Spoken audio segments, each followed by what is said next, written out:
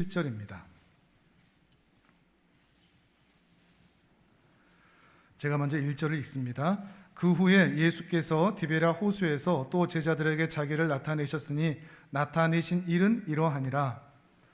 시몬 베드로와 디두모라 하는 도마와 갈릴리 가나 사람 나다나엘과 세베대의 아들들과 또 다른 제자 둘이 함께 있더니 시몬 베드로가 나는 물고기 잡으러 가노라 하니 그들이 우리도 함께 가겠다 하고 나가서 배에 올랐으나 그날 밤에 아무것도 잡지 못하였더니 예수께서 바닷가에 서셨으나 제자들이 예수이신 줄 알지 못하는지라. 예수께서 이르시되 얘들아 너희에게 고기가 있느냐? 대답하되 없나이다. 이르시되 그물을 배 오른편에 던지라.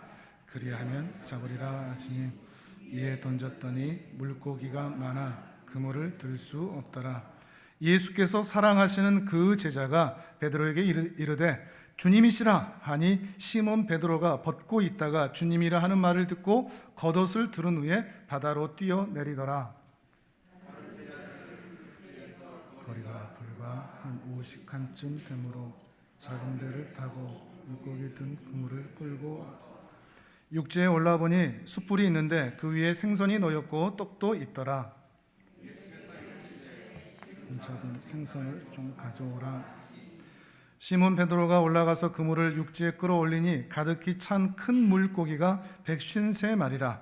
이같이 많으나 그물이 찢어지지 아니하였더라. 예수께서 이르시되 와서 조반을 먹으라 하시니 제자들이 주님이신 줄 아는 거로 당신이 누구냐 감히 묻는 자가 없더라. 예수께서 가셔서 떡을 가져다가 그들에게 주시고 생선도 그와 같이 하시니라. 예수께서 죽은 자 가운데서 살아나신 이후에 세 번째로 제자들에게 나타나신 것이라. 그들이 조반 먹은 후에 예수께서 시몬 베드로에게 이르시되 요한의 아들 시몬아 내가 이 사람들보다 나를 더 사랑하느냐 하시니 이르되 주님 그러하나이다. 내가 주님을 사랑하는 줄 주님께서 아시나이다. 이르시되 내 어린 양을 먹이라 하시고 또 두 번째 이르시되 요한의 아들 시몬아 내가 나를 사랑하느냐 하시니 이르되 주님 그러하나이다. 내가 주님을 사랑하는 줄 주님께서 아시나이다. 이르시되 내 양을 치라 하시고 함께 읽습니다. 세 번째 이르시되 요한의 아들 시몬아 내가 나를 사랑하느냐 하시니 주께서 세 번째 내가 나를 사랑하느냐 하심으로 베드로가 근심하여 이르되 주님 모든 것을 아시오매 내가 주님을 사랑하는 줄을 주님께서 아시나이다. 예수께서 이르시되 내 양을 먹이라. 아멘. 오늘 말씀은 요한복음의 마지막 장면이면서도 또 매우 유명한 또 말씀이기도 합니다. 베드로 사도가 예수님을 부인했었는데 그런 베드로를 예수님께서 다시 받아주시는 그런 장면이기도 하고 또 그런 베드로를 주의 양들을 책임지는 자리로 다시 회복시키셨다 하는 것에 매우 의미가 있는 그런 장면이라고 할 수 있습니다. 15절 마지막에 그렇죠. 내 어린 양을 먹이라. 16절 마지막에도 그렇죠. 내 양을 치라. 17절 마지막에도 내 양을 먹이라. 참 부러운 장면이기도 합니다. 이 장면만 보면 말이죠. 얼마나 대단하고 멋진 일입니까? 예수님을 대신해서 이제는 주님의 양들을 먹이고 보살피고 주님의 교회로 하나님의 나라로 인도하는 그런 일이니 얼마나 아름다운 일이겠습니까? 그런데 이 본문을 넘어서서 조금 더 확장해서 보면 의문이 듭니다. 베드로 때문입니다. 이런 질문을 할 수밖에 없거든요. 베드로에게 이 일을 할 자격이 있나? 베드로에게 이런 자격이 있을까요? 불과 며칠 전에 예수님을 부인했던 사람입니다. 나 예수와 상관없어 라고 얘기했던 사람이거든요. 난 예수를 저주해 라고까지 말했던 사람인데 그런 사람이 어떻게 예수의 일, 주님의 일, 주님의 양들을 맡을 수가 있죠? 자격이 없는데요 말이죠. 요즘 대통령 선거 때문에 십수년 전에 있었던 그런 일들까지 막 들춰내서 자격이 있냐 없냐 그러는 판에 하나님 나라의 일을 맡아야 할 중요한 사람이 불과 며칠 전에 예수를 부인했다, 예수를 저주했다. 이거는 큰 사건일 수밖에 없거든요. 그런데 이 베드로가 이 일을 맡을 자격이 되느냐 하는 겁니다. 아니, 무엇보다도 예수님의 마음이 궁금합니다. 어떻게 이 베드로 같은 사람에게, 그런 일을 했던 사람에게 이 귀한 일을 맡기실 수가 있지? 어떻게 이 일이 가능하지? 이게 가능한 변수, 그게 대체 뭘까? 이런 생각이 우리에게 드는 것이죠. 오늘 그 이야기를 함께 추적해 보면서 살펴보려고 합니다. 오늘 우리가 함께 읽은 요한복음 21장은 14절에 얘기하듯이 예수님께서 부활하신 이후에 세 번째 제자들에게 나타나신 장면입니다. 그 말은 첫 번째, 두 번째 나타나신 장면이 있다는 이야기죠. 그 이야기는 20장에 모두 기록되어 있습니다. 부활하신 이후에 제자들에게 첫 번째, 두 번째 그렇게 나타나셨습니다. 그런데 20장과 21장을 좀 자세히 읽어보면 분위기가 완전히 다릅니다. 첫 번째, 두 번째 장면, 곧 20장에서는 예수님이 부활하셨다, 제자들이 기뻐하는 장면이 있거든요. 그리고 감격을 한단 말이죠. 근데 우리가 함께 읽은 이 21장, 그런 기쁨과 감격이 느껴지십니까? 오히려 침울하고 패배감이 느껴지지 않습니까? 고기도 한 마리도 못 낚았다, 이런 말들도 그렇고요. 고기나 잡으러 가자, 이런 말들도 그렇고요. 뭔가 이상한 거죠. 예수님이 부활하셨다는 이야기는 이 예수님이 메시아다, 이게 증거가 되거든요. 우리 우두머리, 우리 교주, 우리 선생님이 진짜 하나님이야, 진짜 메시아야, 이게 확인되면 어떻게 해야 되겠습니까? 세 번째 장면은 이런 모습이 되면 안 됩니다. 군대를 모아볼까? 사람들을 더 모아볼까? 조직을 만들어볼까? 이제 너희 로마 끝났어, 너희 유대인들, 예수님 건드렸던 유대인들 너희들 다 죽었어, 이래야 되는데 그런 게 하나도 없다는 말이죠. 예수님이 메시아인 것을 정확하게 이제 알았다 싶으면 이러고 있으면 안 되죠. 뭔가 활력이 넘쳐야 되는데 전혀 그렇지 않다는 말입니다. 대체 어떤 변수가 이 안에 있었던 것일까? 그것을 한번 생각해 보려고 합니다. 첫 번째 장면부터 같이 한번 보겠습니다. 20장 19절을 같이 한번 읽어보실까요? 예수님이 나타나셨던 첫 번째 장면입니다. 20장 19절 같이 읽습니다. 시작. 이날 곧 안식 후 첫날 저녁 때에 제자들이 유대인들을 두려워하여 모인 곳에 문들을 닫았더니 예수께서 오사 가운데 서서 이르시되 너희에게 평강이 있을지어다. 아멘. 안식 후 첫날 저녁, 그러니까 일요일 저녁이 되겠죠. 예수님께서 금요일에 십자가에서 못 박혀 죽으시고 일요일 새벽에 부활을 하셨단 말이에요. 일요일 새벽에 부활하셨는데 예수님께서 제자들에게 나타난 시간은 일요일 저녁이죠. 근데 그 저녁 시간에 제자들은 문을 꼭꼭 잠그고 두려워하면서 있었다, 그렇게 얘기를 하고 있습니다. 이제 반란군의 우두머리가 잡혔으니까 이제 다음은 우리 차례겠구나, 그런 마음 때문일 것입니다. 근데 불과 얼마 전에 그 새벽 이후에 여인들이, 막달라 마리아를 포함한 여인들이 이미 베드로와 요한에게 예수님 부활하셨다 얘기를 했거든요. 근데 지금 이러고 있는 걸 보면 이 제자들이 그 여인들의 소식을 믿었다 안 믿었다? 못 믿었다 안 믿었다, 우리 이것을 확인해 볼 수가 있습니다. 이미 들었지만 아무도 믿은 사람이 없는 거죠. 근데 사실 이거 어떻게 믿습니까? 예수님이 십자가에서 비참하고 처참하게 손에 발에 못이 찔리고 창에 찔리고 가시 면류관 쓰고 핍박을 받고 채찍을 맞고 비참하게 죽은 모습을 봤거든요. 안 봤으면 모르는데 그걸 다 봤단 말이죠. 그걸 다 봤는데 예수님이 부활하셨다? 그것은 믿기가 쉽지 않은 내용인 것입니다. 그래서 다들 두려워할 수밖에 없는 거죠. 그 여인들이 헛것을 봤다라고 생각을 했을 것입니다. 그런데 예수님이 이 다락방 안에 이 한가운데 나타나셨다, 이렇게 얘기를 하고 있는 겁니다. 분명히 문도 잠가져 있었고 인기척도 없었고 누가 열어준 것도 아닌데 어떻게 방 구석에서 나타난 것도 아니라 방 한가운데 서셔서 평강이 있을지어다 라고 말씀을 하고 계시는 것입니다. 평강이 너희에게 있을지어다. 그러니까 제자들이 어떤 반응을 보이죠? 20절도 읽어보겠습니다. 20절 시작. 이 말씀을 하시고 선과 옆구리를 보이시니 제자들이 주를 보고 기뻐하더라. 아멘. 제자들이 기뻐했다 그럽니다. 예수님은 의도적으로 손과 발을 옆구리를 보여주셨습니다. 며칠 전에 죽었던 그가 바로 나다.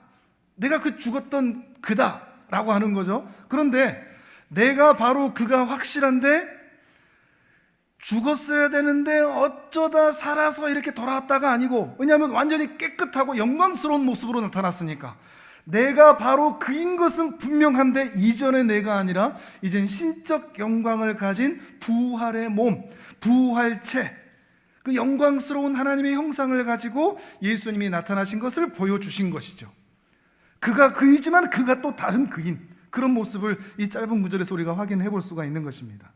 제자들도 그 예수님의 모습을 보면서 이제 막 처음 보니까 눈도 비비고 막 서로 꼬집고 그러면서 우와, 정말 예수님 맞다, 기뻐했던 것 같습니다.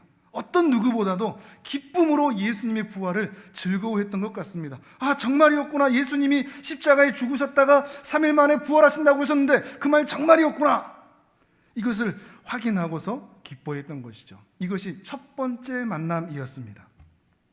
근데 24절을 보니까 첫 번째 예수님 오셨을 때는 도마가 그 자리에 없었던 것 같습니다. 그래서 제자들이 도마에게 예수님 우리 봤다 얘기하는 겁니다. 도마가 믿을까요? 안 믿을까요? 안 믿죠. 안 믿겨집니다. 우리는 의심 많은 도마 그러는데 도마 요서가 아니라 누구라도 못 믿습니다. 직접 보지 않으면 누가 믿을 수 있겠습니까? 도마만 아니라 누구라도 직접 목격하지 않았다면 믿지 못했을 것입니다. 그리고 나서 8일이 지납니다. 여드레가 지났다라고 의도적으로 이렇게 표현을 하고 있는데 예수님께서 두 번째로 제자들에게 나타나신 장면입니다. 자, 26절부터 29절까지 같이 읽겠습니다. 시작. 여드레를 지나서 제자들이 다시 집 안에 있을 때 도마도 함께 있고 문들이 닫혔는데 예수께서 오사 가운데 서서 이르시되 너희에게 평강이 있을지어다 하시고 도마에게 이르시되 내 손가락을 이리 내밀어 내 손을 보고 내 손을 내밀어 내 옆구리에 넣어보라. 그리하여 믿음 없는 자가 되지 말고 믿는 자가 되라. 도마가 대답하여 이르되 나의 주님이시요 나의 하나님이시니이다. 예수께서 이르시되 너는 나를 본고로 믿느냐? 보지 못하고 믿는 자들은 복되도다 하시니라. 아멘. 이젠 도마도 그 손가락으로 손을 만져보고 옆구리도 만져보고서 환호하며 기뻐하고 감격을 합니다. 감격이 있습니다. 예수님 정말 나의 주님이십니다. 주인님 정도가 아니라 주라고 고백하는 겁니다. 창조주, 그 주님이라고 고백하는 겁니다. 정말 하나님이십니다 라고 고백하는 겁니다. 이젠 부활했다라는 차원에서 조금 더 진전해서 정말 하나님이십니다 라고 고백이 진전되고 있는 것입니다. 이 고백이 나의 주님이시오 나의 하나님이시다라는 이 고백이 우리가 좀 전에 찬양했었던 그 찬양의 가사를 그대로 이렇게 인용해서 쓰고 있는 것이지 않습니까? 주님께서는 이 도마에게 이런 말씀을 하시죠. 그리고 오늘 우리에게도 이렇게 말씀하시는 것 같습니다. 봐야 믿겠냐? 꼭 부활을 한 나를 봐야만 믿겠냐? 보지 못하고 믿는 자는 참으로 복 있는 인생이다 라고 말씀하고 계시는 것이죠.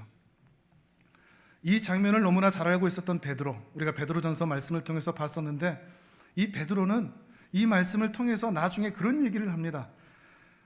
이 나그네 같은 그 무수한 사람들을 보는데 야, 너희들은 예수를 보지 못했는데도 예수를 사랑하는구나. 매우 놀라워하는 그런 모습이 베드로에게 나타나는 거죠. 우리에게도 이 은혜가 있으면 좋겠습니다.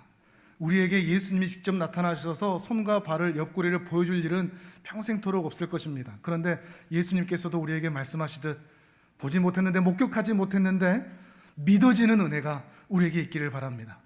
예수님의 부활을 어떻게 믿냐? 라고 묻는 사람들 틈바구니 속에서 그게 왜 안 믿어지냐? 라고 말할 수 있는 우리들의 신앙이 되기를 바랍니다. 주께서 그런 은혜를 주시기를 주님의 이름으로 축복합니다.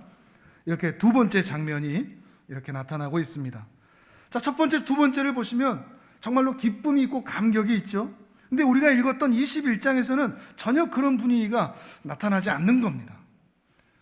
기쁨과 감격에서 어떻게 세 번째 장면에서는 그냥 패배감, 실패자 이런 모습이 보이느냐 하는 것이죠. 그래서 어떤 사람들은 이 요한복음 20장과 21장을 이런 알 수 없는 이 간격 때문에 이거 따로 나중에 붙인 거다 이렇게 얘기하는 분들도 물론 있습니다. 물론 그런 의미도 있을 수 있겠지만 우리가 조금 더 이 간에 있는 이 20장과 21장 사이에 있는 제자들의 심경을 헤아릴 수만 있다면, 제자들 안에 어떤 심적 변화가 있었는지를 우리가 추적해 볼 수만 있다면 이 말씀이 자연스럽게 이해될 수 있을 것입니다. 그러려면 누구보다도 제자들의 그 상황을 함께 보셔야 되겠죠. 가장 혼란스러운 사람들은 바로 이 제자들이니까요. 첫 번째, 예수님께서 제자들에게 나타나셨을 때만 해도 와, 정말 예수님은 메시아다, 부활하셨다, 하나님이시다, 우리의 믿음이 헛되지 않았다, 기쁜 마음이 있었을 것입니다. 그런데 예수님이 며칠 만에 나타나셨다고요? 다시? 8일 만에, 8일 만에. 예수님은 의도적이었던 것 같습니다. 당장 나타나셔서 잔소리를 하거나 권면을 하거나 책망을 하시지 않고 이 제자들에게 생각하고 고민할 시간을 주신 겁니다. 예수님이 대체 누구신가 하는 거죠. 3년 반 동안 함께 다녔던 이 예수가 대체 누구지? 어떤 분이지? 라는 고민, 자기 확인이 그 안에 있었던 것이죠. 그리고 이해되기 시작합니다. 정말 하나님이시네. 정말 하나님이시네. 우리와는 급이 다른 분이네. 근데 내가 그 앞에서 엄청 까불었네. 아마 이불킥 했던 제자들 정말 많을 겁니다. 얼굴 빨개지고. 정말 내가 하나님 앞에서 내가 그따위 말을 했단 말이야. 등등등 하면서 말이죠. 확인하는 거는 진짜였다겠죠. 예수님이 정말 하나님이셨다. 요즘 젊은 사람들 같으면 헐, 대박, 진짜였어, 뭐 이렇게 하겠죠. 인정 뭐 이러면서 말이죠. 하나님이셨다, 정말로 하나님이셨다. 처음 예수님이 부활하셨을 때는 예수님이 부활했다는 것 때문에, 죽었는데 다시 살아났다는 것 때문에 충격을 받았다가 그 8회의 시간 동안에 더 큰 충격, 그 예수가 하나님이셨다는 것에 더 큰 충격을 받았을 겁니다. 이것을 이해하시겠습니까? 예수가 부활했다라는 충격이 컸는데 시간이 지나면서 예수가 하나님이시다, 진짜 하나님이시다 라는 그 큰 충격에 이 제자들의 마음이 혼란스러운 겁니다. 그리고 이해되는 겁니다. 그토록 바리새인과 서기관들의 말씀의 권위와 비교할 수 없는 그 말씀의 권세가 있었던 이유, 하나님이시니까. 말씀만 하시면 물이 변하여 포도주가 되었고, 말씀만 하시면 죽은 나사로가 살아났고, 말씀만 하시면 그 풍랑이 잔잔해졌었던 이유, 하나님이시니까. 그가 만지시기만 하면 소경이 눈을 뜨고 안진뱅이가 일어서고 나병 환자가 낫고 귀신이 쫓아나가는 그 이유, 하나님이시니까 가능하구나 라는 것을 확인하게 되는 것이죠. 그런데 그런 능력과 권세가 있음에도 불구하고 왜 세상 죄를 지고 가는 하나님의 어린 양이 되셨을까? 여기서 이제 복잡해지는 겁니다. 이해할 수 없는 하나님만의 일하심, 그 기이한 일하심. 근데 왜 죽으셨지? 거기에서 발견되는 그 예수님의 사랑, 그 은혜, 이 가슴팍에 가득히 채워지는 것입니다. 그래서 신기한 게 두 번째 만남에서 도마가 이야기할 때 다른 제자들은 아무런 대사가 없습니다. 그리고 도마가 나의 주, 나의 하나님이십니다 라고 고백할 때 이 모든 제자들의 동일한 고백이었을 겁니다. 입술로만 나오는 고백이 아니라 그의 고민 끝에, 자기 고민 끝에, 자기 신앙 확인 끝에 그 예수를 그저 선생이요 랍비 정도로 보는 게 아니라 그저 신기하게 부활했네 정도가 아니라 정말로 하나님이신 것을 확인하고서 그를 나의 주, 나의 하나님이라고 깊은 경외함을 가지고 예수님 앞에 도마와 함께 고백했을 것입니다. 그런데 이 제자들 중에 그 누구보다도 복잡한 심경을 가진 한 사람이 있습니다. 누굴까요? 베드로겠죠. 다른 제자들은 첫 번째 만남, 두 번째 만남 할 때 주님 손도 만져보고 옆구리도 만져보고 주님도 반가워하기도 하고 또 감격해하기도 하는데 눈도 마주쳤지 못했을 것입니다. 왜냐하면 그 좀 전에 베드로가 예수님을 부인할 때 성경에 보면 예수님과 눈이 마주쳤더라 이런 장면이 있거든요. 그러니까 눈도 마주칠 수가 없는 겁니다. 그때의 기억이 있으니까. 불과 얼마 전에 눈도 마주쳐 볼 수가 없는 겁니다. 잘못해본 사람은 압니다. 눈을 마주치기가 쉽지 않습니다. 고개를 숙이고 고개를 돌리고 예수님의 머리카락만 보거나 어깨 넌저리만 보거나 아주 멀은 산을 보거나 예수님 앞에 가까이 가지도 못하고 그 손을 만져보지도 못하고. 왜요? 죄송하니까, 괴로우니까, 무엇보다도 내가 다시 주님 앞에 설 자격이 없다는 것을 너무나 잘 아니까. 나 같은 것이 어떻게 주님께 다시 나아가서 나를 용서해달라고 말할 수 있는가? 말씀드렸듯이 베드로는 이 예수님 앞에 큰 소리 쳤던 사람이거든요. 다른 사람들 다 주님 떠나도요, 저 주님 떠나지 않아요. 아니, 저 주님과 같이 죽을게요. 한번 찾아볼까요? 마태복음 26장입니다. 앞으로 쭉 넘기셔서 마태복음 26장 31절에서 35절입니다. 신약 46페이지쯤에 있습니다. 신약 성경 첫 성경이죠. 마태복음 26장 31절에서 35절입니다. 베드로가 수제를 하면서 어떻게 큰 소리를 허세를 부렸는지. 자, 26장 31절에서 35절 같이 읽습니다. 시작. 그때 예수께서 제자들에게 이르시되 오늘 밤에 너희가 다 나를 버리리라. 기록된 바 내가 목자를 치리니 양의 떼가 흩어지리라 하였느니라. 그러나 내가 살아난 후에 너희보다 먼저 갈릴리로 가리라. 베드로가 대답하여 이르되 모두 주를 버릴지라도 나는 결코 버리지 않겠나이다. 예수께서 이르시되 내가 진실로 내게 이르노니 오늘 밤 닭 울기 전에 내가 3번 나를 부인하리라.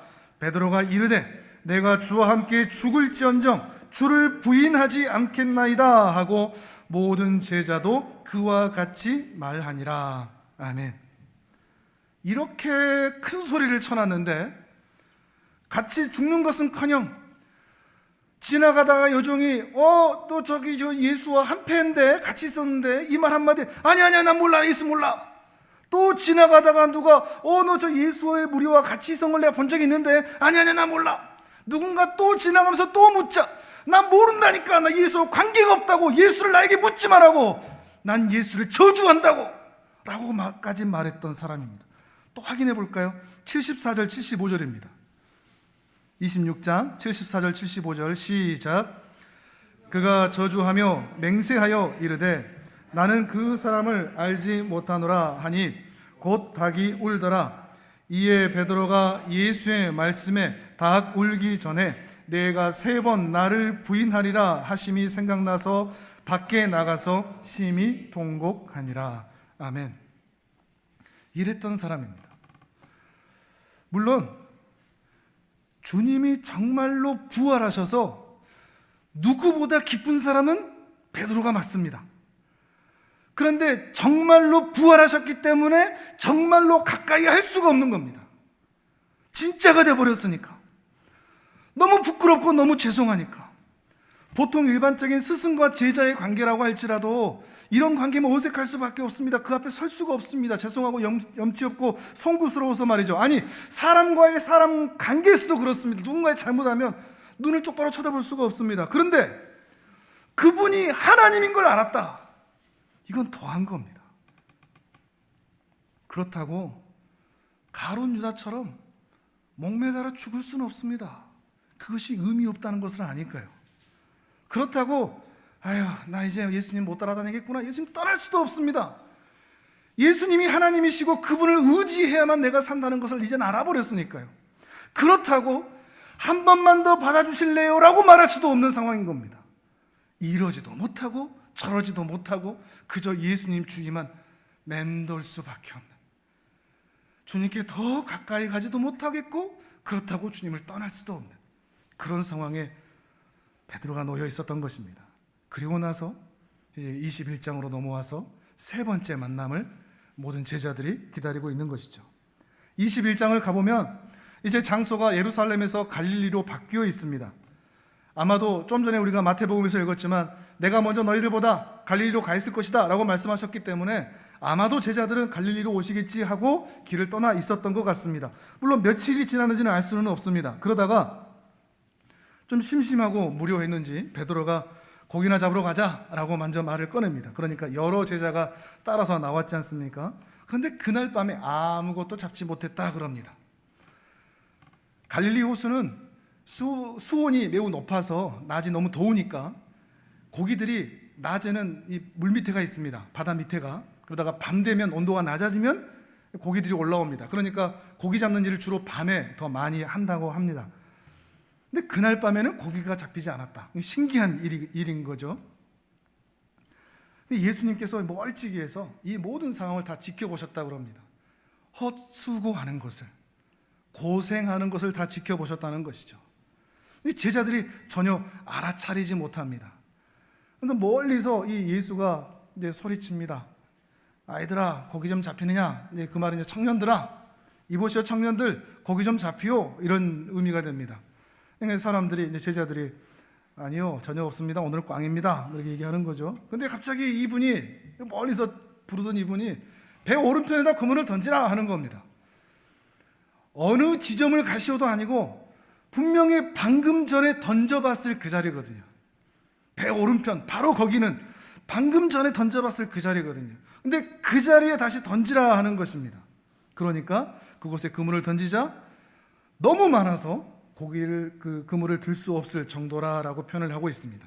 바로 이때 사도 요한이 눈치를 챕니다. 아, 이거 예수님이다.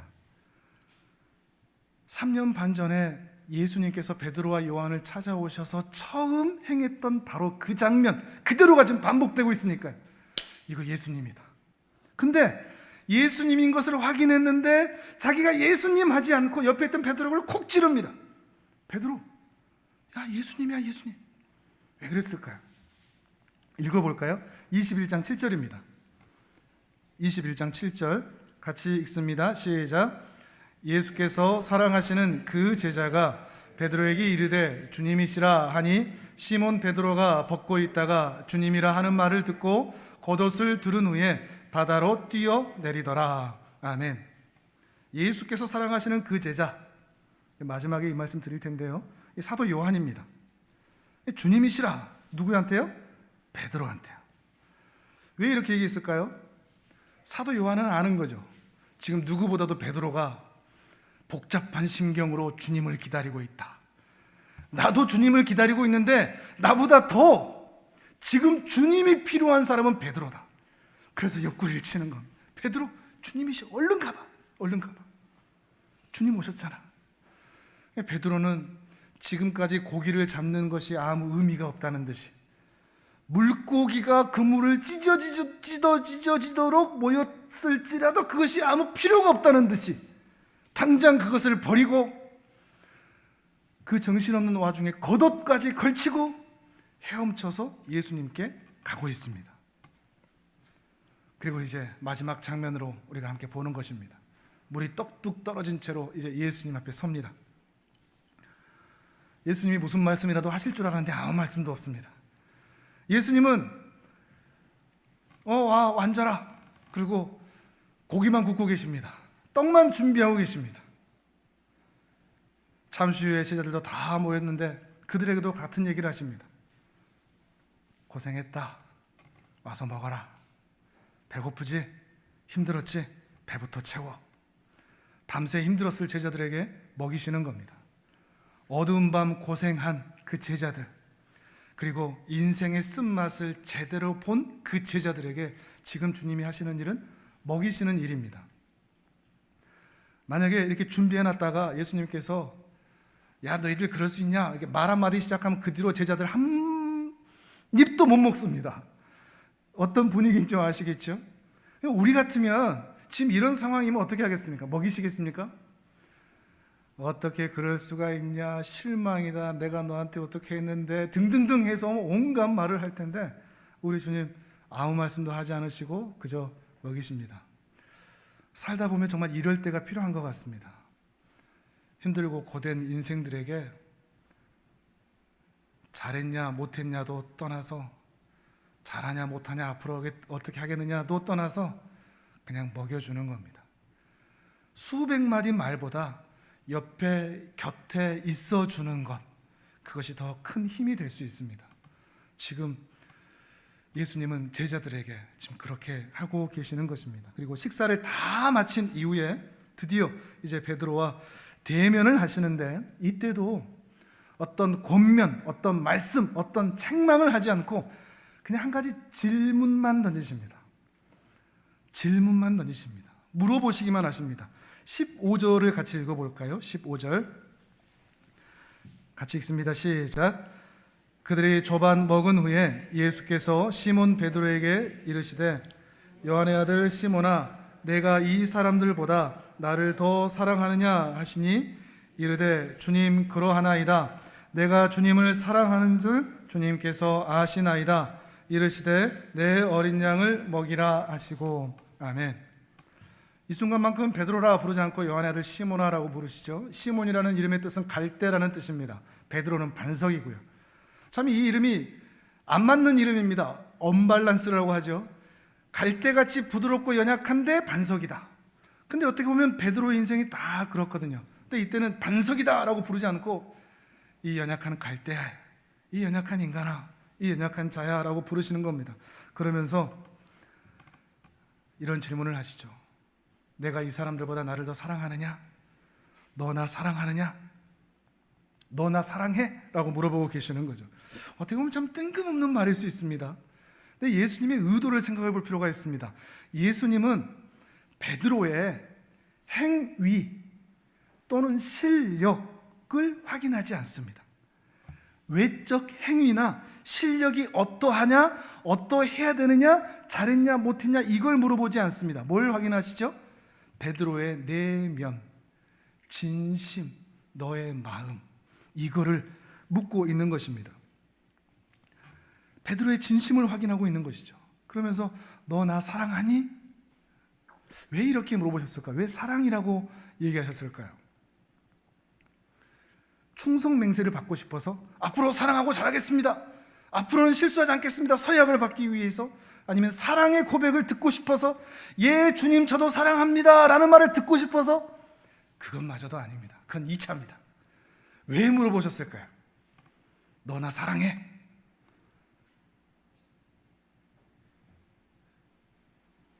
예수님이 베드로를 사랑하시기 때문에 물어봤습니다. 이런 질문을 해보신 분만 합니다. 남편이 아내에게, 아내가 남편에게 당신 나 사랑해?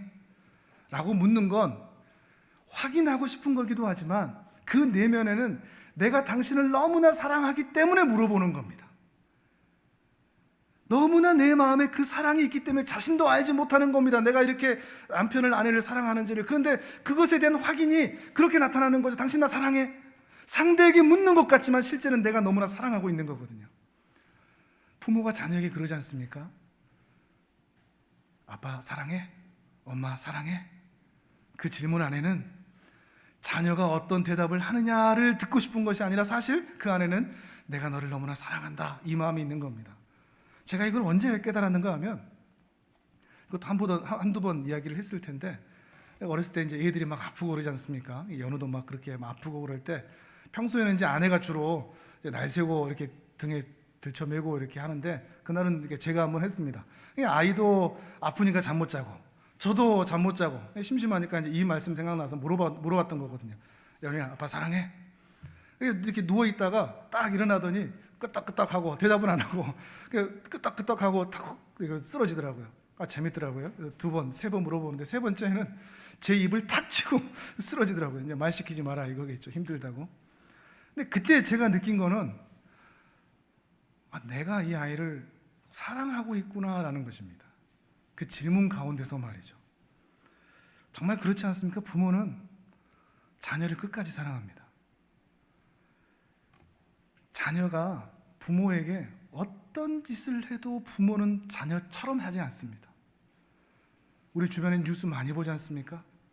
자녀가 부모를 해코지해도 그 부모는 그 해코지하는 순간에도 자녀를 숨기기 위해서 급급해하는 그런 모습들이 나타나는 거. 부모는 그런 거죠.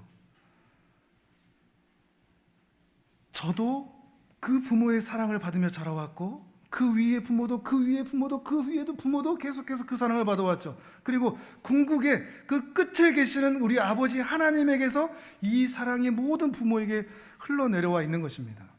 예수님은 베드로가 부인했어도 사랑합니다. 이놈 새끼 왜 이럴까? 이런 감정이 없는 겁니다. 부인했는데 여전히 사랑한 겁니다. 베드로가 예수님을 저주했는데도 그 사랑이 여전한 겁니다. 이 마음을 이해하시겠습니까? 베드로가 어떤 실패, 어떤 실수, 어떤 엄청난 그런 죄를 지었다고 할지라도 예수의 베드로를 향한 사랑은 흔들린 적이 없는 것입니다. 그 주님이 베드로에게 그리고 오늘 우리에게도 물어보시고 확인하시는 겁니다. 너 나 사랑하니? 예수님이 우리를 향한 그런 질문은 내가 너희를 너무나 사랑한단다 라는 거죠. 너를 너무나 사랑해서 내 독생자를 아끼지 않고 너희에게 내밀었지 않느냐. 그 독생자께서는 너희를 너무나 사랑하니까 내 생명을 조금도 아끼지 않고 너희에게 십자가 위에서 내 생명을 너희에게 주었지 않느냐. 너희가 지난날까지 지금까지 나에게 어떻게 행동했고 나를 어떻게 대적했고 나를 부인했다고 할지라도 어떤 실수 어떤 죄악 가운데 있었다 할지라도 나는 너희를 미워한 적이 없다. 여전히 너희를 사랑한다 하시는 것이죠. 이 요한복음 21장 말씀은 목사인 저에게는 목회자로 부르심을 받은 저에게는 정말 큰 힘이 되는 말씀입니다. 몇 가지 그런 말씀들이 있습니다. 돌아온 탕자의 이야기, 돌아온 아들의 이야기, 욥의 이야기, 또 감람나무 새 잎사귀 이야기, 그리고 요한복음 21장 이런 이 이야기들. 누가 저에게 당신 목사할 자격 있어? 당신 같은 사람이 목사를 해? 라고 하면 저는 대답할 말이 없습니다. 특별히 제 가까운 사람들이 물어본다고 그러면, 저를 아는 사람들이 물어본다면 저는 더 대답하지 못합니다. 아니, 저를 모르는 사람이 그렇게 물어본다고 해도 저는 저를 너무나 잘 알기 때문에 저는 그럴 자격이 없어서 아무 말도 할 수가 없습니다. 그런데 왜 제가 이 자리를 여전히 지키고 있을까요? 제가 주님을 사랑하기 때문이 아니라 주님이 저를 사랑하시기 때문입니다. 제가 이 자리를 지킬 수 있는 것은 제가 경건해서도, 믿음이 좋아서도, 흠이 없어도, 잘하는 게 있어서도, 실력과 열정이 있어서도 아닙니다.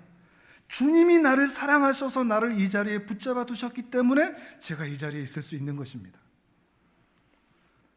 우리가 먼저 이것부터 깨달았으면 좋겠습니다. 난 자격이 없어, 난 부족해 라고 생각하시는 분들 많이 계실지 모르겠습니다. 아마 대부분 자기의 삶을 더 돌아보시는 분들이라면 더 이런 마음을 가질 겁니다. 처음 예수님 믿을 때에는 그냥 좋습니다. 교회 나오면 좋고 즐겁고 기쁘고. 그런데 여드레가 지나듯 시간이 지나면서 나 자신에 대해서 그리고 하나님에 대해서 고민이 깊어지면 깊어질수록 내가 주님 앞에 설 자격이 없다는 것을 뼈저리게 경험하게 됩니다. 내가 계속 예수님 믿어도 될까? 내가 예수님을 믿는다는 게, 교회 다닌다는 게 오히려 하나님 나라에 누가 되는 건 아닐까? 그런데 그게 바른 과정 가운데 있는 것입니다. 자기 자신을 돌아보고 있는 것이니까요. 근데 그때도 확인해야 될 것이 바로 이 부분입니다. 주님은 변함없이 우리를 사랑하고 계시다는 것입니다. 흔들림 없이 말이죠. 그리고 그것을 확인한다면 이제 우리가 대답할 차례입니다. 베드로도 그랬습니다. 주님의 사랑 고백을 확인한 이후에 예, 주님, 저도 주님을 사랑합니다 라고 고백하고 있는 것이죠. 만약에 예수님께서 너 앞으로 어떻게 할래? 잘할래? 어떻게 할래?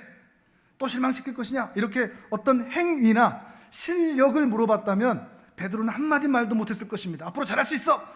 라고 물어봤다면 한마디도 못했을 것입니다. 그런데 이 진심, 그 마음, 이것을 물어볼 때는 대답할 수가 있는 것입니다. 왜냐하면 잘하겠다고 말해도 또 실패할 자기 자신을 아니까요. 베드로는 주님을 사랑하는 진심은 있습니다. 그러나 그 진심을 지켜낼 실력은 없는 상태였던 겁니다. 이것을 분별하시길 바랍니다. 베드로가 왜 넘어졌느냐? 주님을 사랑합니다. 주님이 좋습니다. 그런데 그 사랑한 대로, 그 사랑한 진심대로 살아갈 실력이 없기 때문이었습니다. 우리도 마찬가지입니다. 진심이 있다는 것과 실력이 없다는 것은 다르게 분리해서 생각하셔야 됩니다. 여러분이 지금 이 귀한 시간에 이 자리를 지키고 있다는 것은 여러분에게 그 진심이 있다는 겁니다. 주님을 사랑하는 진심. 그러나 주님을 사랑하는 진심은 있지만 우리 삶을 돌아보십시오. 그 진심대로 살 수 있느냐? 없는 겁니다. 아직은 우리가 실력이 부족한 것입니다. 무엇보다도 주님은 우리가 실력이 없다는 것을 잘 알고 이해한다는 것입니다. 그래서 우리에게 실력이나 자격을 따지지 않습니다. 실력, 실수, 괜찮아. 자격, 괜찮아. 내가 너를 사람을 낚는 업으로 만들 거니까. 실력은 천천히 키우면 돼. 근데 더 중요한 것은 내가 너를 사랑한다는 것이고 이제 너도 나를 사랑해 준다면 되는 것이야.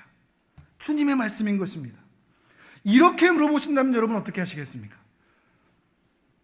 실력을 물어보지 않고 잘하냐 못하냐 앞으로 어떻게 하겠느냐를 물어보지 않고 우리가 아무리 주님을 위해 죽겠습니다 라고 말해도 그렇게 살지 못할 우리의 실력 없음을 아시는 주님께서 우리에게 너 나 사랑해 라고 물으신다면 여러분 어떻게 대답하시겠습니까?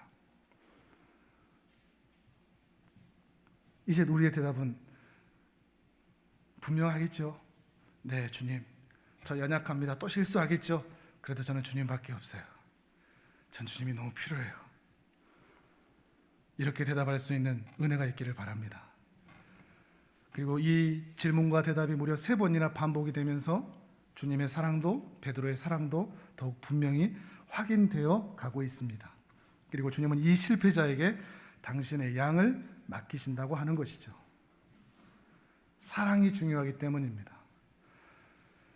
세상적인 기준으로 본다면 주님의 나라의 일을 하는 자격은, 그리고 교회의 일을 하는 자격은 똑똑하거나 잘나거나 직장이 좋거나 돈이 많거나 헌금을 많이 하거나 몸이 건강하거나 등등일 것입니다. 그러나 하나님의 나라에서 주님의 일을 하는 기준은, 자격은 주님을 사랑하는가에 있습니다. 주님을 사랑한다면 누구라도 주님을 위해 살 수 있는 것입니다. 직장이 없고 가진 것이 없고 할 수 있는 것이 없어도 괜찮습니다.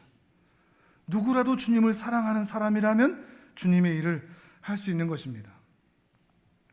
자신의 연약함을 알고 오직 주님의 은혜를 기대하는 자들만 말이죠. 하나님께서는 40세에 혈기왕성한 모세를 사용하지 않으셨습니다. 저 주님 위해서 뭔가 할 수 있어요. 제가 하나님의 나라를 위해서 이 이스라엘을 구원하고 살려볼게요 라고 작정하고 소리쳤던 모세는 애굽 사람 하나 죽이고 끝났을 뿐입니다. 도망자가 됐습니다. 하나님은 그를 사용하지 않았습니다. 오히려 하나님께서는 80세에 광야에서 살던 힘없던 노인, 스스로 말도 할 수 없다라고 하나님 앞에 말할 수밖에 없었던 그 연약한 자, 그러나 그 연약한 자이기에 하나님을 의지할 수밖에 없는 그 자, 80세의 모세를 사용하셨다는 것을 기억하셔야 됩니다. 주님만 의지하는 자, 주님만 사랑하는 자, 그런 사람을 교회와 교회의 직분자로 주님께서는 부르시고 계신다는 것입니다. 참 못난 우리들이지만, 날마다 실패하고 넘어지는 우리들이지만 주님은 우리가 생각하는 것보다 훨씬 더 우리를 사랑하십니다. 실수해도 실패해도 괜찮다고 말씀하십니다. 주님은 우리를 충분히 사랑하십니다. 이 사랑을 베드로만 경험한 것은 아닌 것 같습니다. 21장 7절 다시 한번 봐보실래요? 아까 잠깐 말씀드렸죠? 예수께서 사랑하시는 그 제자. 좀 이상하지 않습니까? 보통이라면 어떻게 말해야 되죠? 예수님을 사랑하는 제자. 그러니까 일반적인 개념이겠죠. 예수님을 사랑하는 제자. 근데 사도 요한은 매우 오만해 보일 정도로 예수께서 사랑하시는 제자라고 자신을 알고 있습니다. 어떤 의미겠습니까? 베드로만 이 사랑을 경험한 게 아닌 거죠. 내가 주님을 얼마나 사랑하느냐 보다 예수께서 나를 얼마나 사랑하느냐에 더 깊은 감격과 감동이 있었던 사람, 그가 베드로였고 또한 이 요한복음을 기록한 사도 요한이라는 것입니다. 예수께서 사랑하시는 그 제자. 여러분의 별명이 되면 좋겠습니다. 예수께서 나를 사랑하신다. 이것이 경험되어 믿어지는 은혜가 있기를 바랍니다. 저를 따라서 한번 해보실까요? 예수님께서 나를 사랑하십니다. 이제 나도 예수님을 사랑합니다. 한 사람의 종교인으로 이 자리에 계시지 않으시기를 바랍니다. 기독교라는 종교를 믿는, 그저 주일에 교회 와서 예배만 드리는 그런 신자가 아니라 예수님이 얼마나 나를 사랑하시는지 그것을 가슴 절절히 알고 나도 그 주님 앞에 사랑으로 대답할 수 있는 아버지와 자녀의 관계로 영원토록 주님 앞에 서시기를 주님의 이름으로 축복합니다. 아멘. 우리